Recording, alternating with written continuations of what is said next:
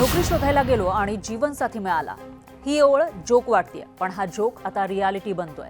कल्पना करा, एका मुलीला लिंक्डइनवर कनेक्शन रिक्वेस्ट येते. तिला वाटतं रिक्रूटर असेल. कॉन्व्हर्सेशन सुरू होतं, कामाबद्दल चर्चा होते, कॉफीवर भेट होते आणि काही महिन्यांनी दोघे रिलेशनशिपमध्ये असतात. हे एखाद्या वेबसिरीजचं कथानक नाही, तर जगातील सर्वात मोठं प्रोफेशनल नेटवर्क लिंक्डइन आता काही लोकांसाठी डेटिंग प्लॅटफॉर्म बनत चाललंय. आणि यामागे फक्त सोशल मीडियावरील मीम नाही, तर अमेरिकेमध्ये 1000 पेक्षा जास्त कर्मचाऱ्यांवर करण्यात आलेल्या झेटीच्या सर्व्हेमधून समोर आलेला ट्रेंड आहे. लिंक्डइन तयार झालं होतं एका उद्देशासाठी: नोकरी, नेटवर्किंग, प्रोफेशनल ग्रोथ. पण इंटरनेटचं एक वैशिष्ट्य आहे, लोक कोणतंही प्लॅटफॉर्म त्याच्या मूळ उद्देशापेक्षा वेगळ्या पद्धतीनं वापरायला सुरुवात करतात. फेसबुक मित्रांसाठी आलं, मार्केट प्लेस बनलं. इंस्टाग्राम फोटोसाठी आलं, बिझनेस बनलं. व्हॉट्सअप मेसेजिंगसाठी आलं, ऑफिस बनलं. आणि आता लिंक्डइनवर काही लोक करिअर सोबत कंपॅनियन सुद्धा शोधू लागले. सर्वेतील आकडे आणखी आश्चर्यकारक आहेत. प्रत्येक 8 पैकी एका व्यक्तीनं सांगितलंय त्यांचं रिलेशनशिप लिंक्डइनवरून सुरू झालं. 20% लोक पोटेन्शियल पार्टनरबद्दल माहिती मिळवण्यासाठी आधी लिंक्डइन पाहतात आणि जवळपास निम्म्या लोकांचं म्हणणं आहे डेटिंग ॲपपेक्षा लिंक्डइन प्रोफाईल जास्त विश्वासार्ह वाटतं.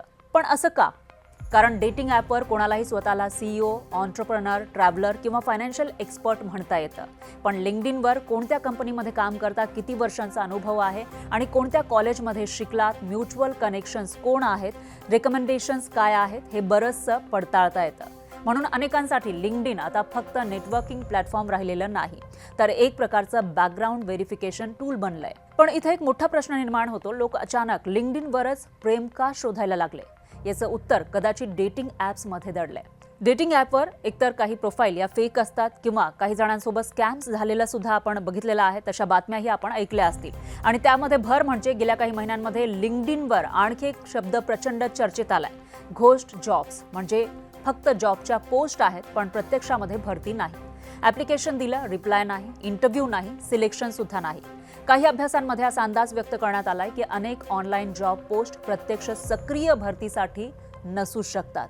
आणि तिथूनच इंटरनेटवर एक जोक जन्माला आला: लिंक्डइनवर जॉब मिळो न मिळो, पार्टनर मिळेल. लोक त्याच्यावर हसतात, पण प्रत्येक जोकच्या मागे कुठेतरी वास्तव लपलेलं असतं. अर्थात हा सर्वे अमेरिकेतला आहे, त्यामुळं भारतामध्ये सुद्धा हा ट्रेंड दिसू शकतो का, असा प्रश्न तुम्हाला पडला असेल. भारत हा लिंक्डइनच्या सर्वात मोठ्या युजर बेसपैकी एक आहे. दररोज लाखो तरुण प्रोफाईल अपडेट करतात, स्किल्स ॲड करतात, रिक्रुटर्सना मेसेज करतात, नेटवर्किंग करतात आणि काही काळ connection request, professional conversation, coffee आणि रिलेशनशिप अशी स्टोरी घडते. म्हणून सोशल मीडियावर लोक गमतीनं म्हणतात, first connect, then correct, then collect feelings. पण प्रत्येक ट्रेंड चांगलाच असतो असं नाही. लिंक्डइन हा प्रोफेशनल प्लॅटफॉर्म आहे. तिथं आलेला प्रत्येक मेसेज जॉबसाठी असेलच असं नाही. पण रोमॅन्टिक अप्रोचमुळं प्रोफेशनल बाउंड्रीज ओलांडल्या तर त्याचा थेट परिणाम करिअरवर होऊ शकतो. त्याच सर्व्हेमध्ये 65% लोकांनी सांगितलंय लिंक्डइनवर डेटिंगमुळे प्रोफेशनल इमेज खराब होऊ शकते. 34% लोकांनी रोमॅन्टिक मेसेजेसमुळे अस्वस्थ वाटल्याचं सांगितलंय. म्हणजे हा ट्रेंड सगळ्यांनाच आवडतोय असं अजिबात नाही. शेवटी एक प्रश्न: लोक लिंक्डइनवर प्रेम शोधतायत, याचा अर्थ फक्त लिंक्डइन बदललंय असं नाही. कदाचित आपला समाज बदललाय. पूर्वी मित्र भेटायचे कॉलेजमध्ये, ऑफिसमध्ये, शेजारी, समारंभात, आणि आज लोक ऑनलाईन आहेत पण कनेक्टेड नाहीत. फॉलोअर्स आहेत पण फ्रेंड्स नाहीत. चॅट्स आहेत पण विश्वास नाही. म्हणून करिअर ॲपवर सुद्धा रिलेशनशिप शोधण्याची वेळ आली आहे. प्रश्न लिंक्डइनचा नाही, प्रश्न आपल्या समाजाचा आहे. आपण इतके एकटे पडलो आहोत का की आता रेझ्युमे पाहून रिलेशनशिप ठरवायची वेळ आली आहे?